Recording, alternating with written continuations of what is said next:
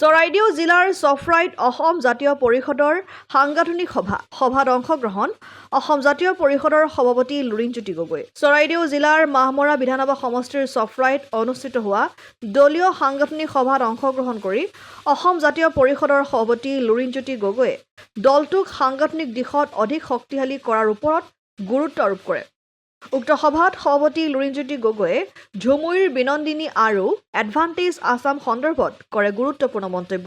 সভাত সভাপতি লুৰিণজ্যোতি গগৈৰ লগতে কেন্দ্ৰীয় সমিতিৰ সংগঠক সম্পাদক চিত্ৰৰঞ্জন বসুমতাৰী, কেন্দ্ৰীয় সমিতিৰ সম্পাদক মানিক গগৈ, কেন্দ্ৰীয় সমিতিৰ যুটীয়া সম্পাদক দীপ পেগু, কেন্দ্ৰীয় সমিতিৰ উপসভাপতি অনুপ ফুকন, চৰাইদেউ জিলা সভাপতি টংকেশ্বৰ কোঁৱৰ, সোণাৰী সমষ্টিৰ সভাপতি চক্ৰধৰ গগৈ, মাহমৰা সমষ্টিৰ সভাপতি ৰাজীৱ ৰাজ কোঁৱৰৰ লগতে কেইবাগৰাকী পৰিষদৰ বিষয়ববীয়া উপস্থিত থাকে। মই ভাবোঁ যে বিহু আৰু ঝুমুৰ আমাৰ অসমৰ জাতীয় জীৱনৰ সকলোৰে হৃদয়ত আছে। এইটো আমাৰ লোককৃষ্টিৰ মেটমৰা ভঁৰাল। এইটো জীয়াই ৰাখিবৰ কাৰণে পৰিকল্পনা কৰাটো ডাঙৰ কথা নহয়, কিন্তু এইটো কেৱল মাত্ৰ এক্সিবিশ্যন কৰিলে দায়িত্ব শেষ নহয়।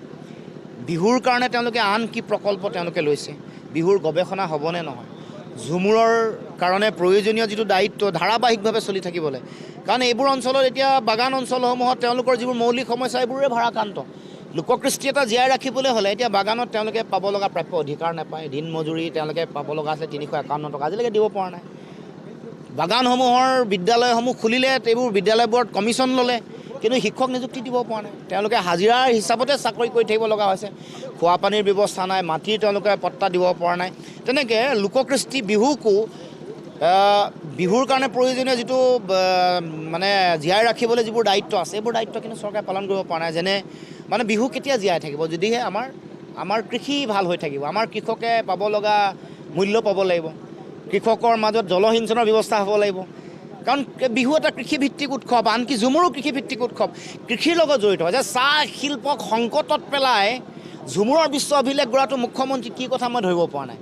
আজি চাহ শিল্পটো আজি সংকটত আছে, আমাৰ কৃষকসকল আজি সংকটত আছে। 98% কৃষিভূমিত জলসিঞ্চনৰ ব্যৱস্থা নাই। আমাৰ কৃষকে এটা খেতি কৰোঁতে ককবকাই আছে, একেটা খেতিয়ে ভালকৈ কৰিব নোৱাৰে, 3টা খেতি কেতিয়া কৰিব, জৈৱ কৃষি কেতিয়া তেওঁলোকে মানুহৰ মাজলৈ আহিব। আমাৰ কৃষকে ধান বিক্ৰী কৰি কেতিয়া প্ৰাপ্য মানে 2240 টকা কেতিয়া পাব। এতিয়া এইবোৰ কথা মৌলিক কথা। ভাল কৃষি হ'লে চাহ শিল্পটো জীয়াই থাকিলেহে আমাৰ বিহু জীয়াই থাকিব, ঝুমুৰো জীয়াই থাকিব। মৌলিক কথাটো এডভান্টেজ আছাম চব। যোৱাবাৰ এডভান্টেজ আছামত কি কৈছিল, কিবোৰ প্ৰতিশ্ৰুতি দিছিল, পালন হ'ল নেকি, কিমান বিনিয়োগ হ'ল, শ্বেতপত্ৰ প্ৰকাশ কৰিব লাগে। কিমান বিনিয়োগ হৈছে এডভান্টেজ আছামত যোৱাবাৰ হোৱাৰ পাছত। এইটোতো কণ্টিনিউৱাছ প্ৰচেছ, ধাৰাবাহিক প্ৰক্ৰিয়া এটা। যোৱাবাৰ উদ্যোগপাতি অসমলৈ আহিলে নেকি, বা অসমত বিনিয়োগ হ'ল নেকি।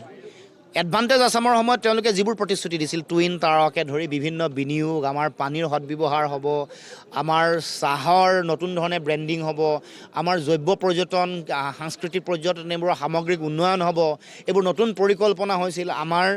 আমি আত্মনিৰ্ভৰশীল হ'ম, এইবোৰ যিবোৰ এচেঞ্চিয়েল কমডিটি, অত্যাৱশ্যকীয় সামগ্ৰী, এইবোৰতো বিনিয়োগ হ'ব, জৈৱ কৃষি হ'ব, জৈৱিকভাৱে অসমখনক আগবঢ়াই লৈ যোৱা হ'ব। এইবোৰ ক'ত ফুটুকাৰ ফেন।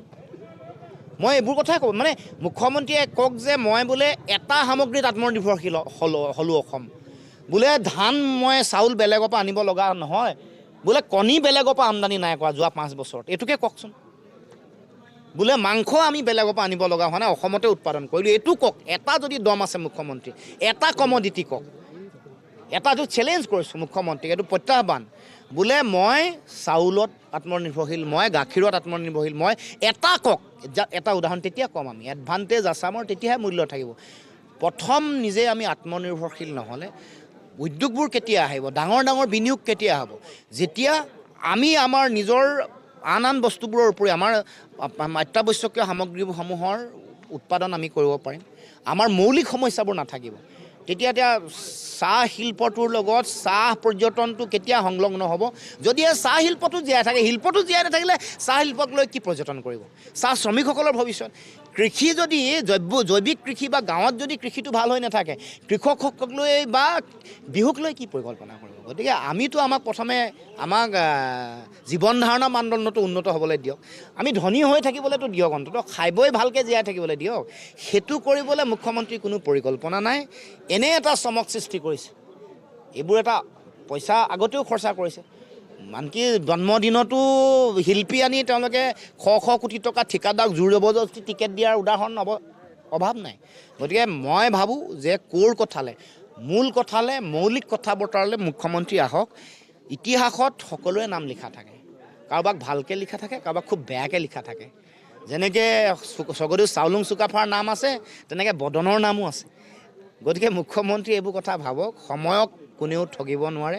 যেনেকৈ শৰৎ সিংহৰ কথা কয়, যেনেকৈ লোকপ্ৰিয় গোপীনাথ বৰদলৈৰ কথা মানুহে গৌৰৱেৰে কয়, তেনেকৈ কিন্তু বেয়া কাম কৰা মানুহৰ নামো লিপিবদ্ধ হৈ থাকে ইতিহাসত। গতিকে মুখ্যমন্ত্ৰীয়ে এইবোৰ কথা অকণমান ভাবি চিন্তি সময় থাকোঁতে মানে সম্বিত ঘূৰি আহিব লাগে, জ্ঞান ঘূৰি আহিব লাগে আৰু সমাজৰ প্ৰতি দায়িত্ব পালন কৰক। মথুৰাপুৰৰ পৰা ইছলাম আহমেদৰ ৰিপৰ্ট, অসম আদিত্য। NKS হুণ্ডাইলৈ স্বাগতম। নৰ্থ ইষ্টৰ প্ৰথম GDSI 2.0 ফিচাৰ্ছ ডিলাৰ হৈছে NKS হুণ্ডাই। অত্যাধুনিক সা সুবিধাৰে তৈয়াৰী মষ্ট আপডেটেড হুণ্ডাই ডিলাৰ এতিয়া ডিব্ৰুগড়ত। আমাৰ NKS হুণ্ডাই ডিলাৰত open sales consulted room, customer ৰুমৰ লগতে পুৰণি গাড়ীৰ এক্সচেঞ্জ ফেচিলিটিও ৰখা হৈছে। ইয়াত চেলছৰ লগতে ছাৰ্ভিচ ছেক্টৰৰ সুন্দৰ সুবিধা আছে। প্ৰয়োজনীয় সকলো এডভান্স টুলছ, হুইল বেলেঞ্চিং, এলাইনমেণ্টৰ অত্যাধুনিক machine, post hydraulic lift, fully ট্ৰেইনমেণ্ট পাৱাৰৰ লগতে nitrogen gas filling facility, fully automatic car washer ফেচিলিটিও আছে। লগতে NKS হুণ্ডাই ডিলাৰে কাষ্টমাৰসকলৰ সুবিধাৰ্থে মোবাইল ছাৰ্ভিচ ভেনৰো ব্যৱস্থা ৰাখিছে, য'ত হাইড্ৰলিক লিফ্ট, ৱাশ্বিং facility, wheel balancing, tyre pressure check কৰাৰ লগতে বহুখিনি সুবিধাই উপলব্ধ আছে। NKS হুণ্ডাইলৈ আহক আৰু সুবিধাসমূহ গ্ৰহণ কৰক।